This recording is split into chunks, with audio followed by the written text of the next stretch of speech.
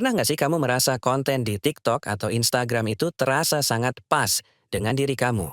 Seolah-olah platform tersebut benar-benar memahami apa yang kamu suka. Tapi kalau dipikir lagi, apakah itu benar pilihan kamu atau sebenarnya kamu sedang dipilih oleh algoritma? Dalam dunia media, dulu ada yang disebut sebagai gatekeeper.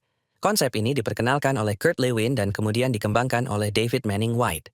Gatekeeper adalah pihak, biasanya editor atau jurnalis, yang menentukan informasi apa yang layak disampaikan ke publik. Mereka mempertimbangkan nilai berita, etika, dan dampak sosial sebelum suatu informasi dipublikasikan.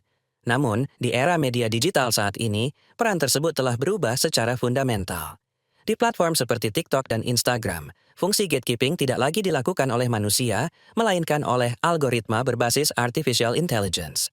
Sistem seperti For You page di TikTok atau Reels di Instagram bekerja dengan cara menganalisis perilaku pengguna, mulai dari durasi menonton, interaksi seperti like dan share, hingga pola scrolling untuk menentukan konten apa yang akan ditampilkan. Artinya, keputusan tentang apa yang kita lihat setiap hari tidak lagi didasarkan pada pertimbangan nilai atau konteks sosial, melainkan pada data dan engagement. Disinilah perbedaan mendasar antara editor manusia dan algoritma AI.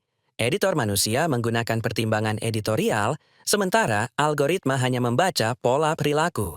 Masalahnya, konten yang paling banyak menarik perhatian belum tentu yang paling akurat atau bermanfaat. Justru seringkali, konten yang bersifat emosional, provokatif, atau sensasional lebih diutamakan karena terbukti mampu meningkatkan engagement pengguna. Dampaknya cukup signifikan.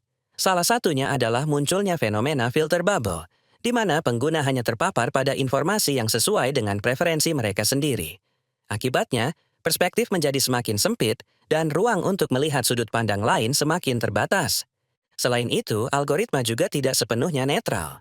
Sistem ini dilatih menggunakan data historis yang sudah mengandung bias sosial dan budaya. Akibatnya, algoritma bisa memperkuat ketimpangan yang sudah ada, misalnya dengan lebih sering menampilkan jenis konten atau kreator tertentu dibandingkan yang lain. Masalah lain yang tidak kalah penting adalah kurangnya transparansi. Berbeda dengan editor manusia yang keputusannya masih bisa dipertanyakan, algoritma bekerja seperti black box. Kita tidak benar-benar tahu mengapa suatu konten muncul di feed kita, atau mengapa konten lain justru tidak terlihat.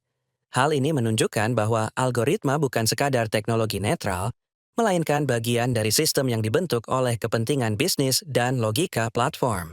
Dalam banyak kasus, tujuan utamanya adalah memaksimalkan engagement, bukan memastikan kualitas informasi. Akibatnya, muncul apa yang disebut sebagai kesenjangan akuntabilitas, di mana sistem memiliki kekuatan besar dalam membentuk opini publik, tetapi tidak memiliki tanggung jawab yang jelas seperti halnya aktor manusia. Pada akhirnya, AI memang memberikan kemudahan dalam mengakses informasi secara cepat dan personal. Namun di sisi lain, ia juga berpotensi membentuk cara kita melihat dunia tanpa kita sadari. Karena itu, di era digital ini, kita tidak hanya membutuhkan literasi media, tetapi juga literasi algoritma. Kita perlu memahami bahwa apa yang kita lihat di layar bukanlah representasi realitas yang objektif, melainkan hasil dari proses kurasi yang kompleks di balik sistem. Dengan memahami hal ini, kita bisa menjadi pengguna yang lebih kritis, bukan hanya sebagai konsumen informasi, tetapi juga sebagai individu yang sadar akan bagaimana informasi tersebut dibentuk dan disajikan kepada kita.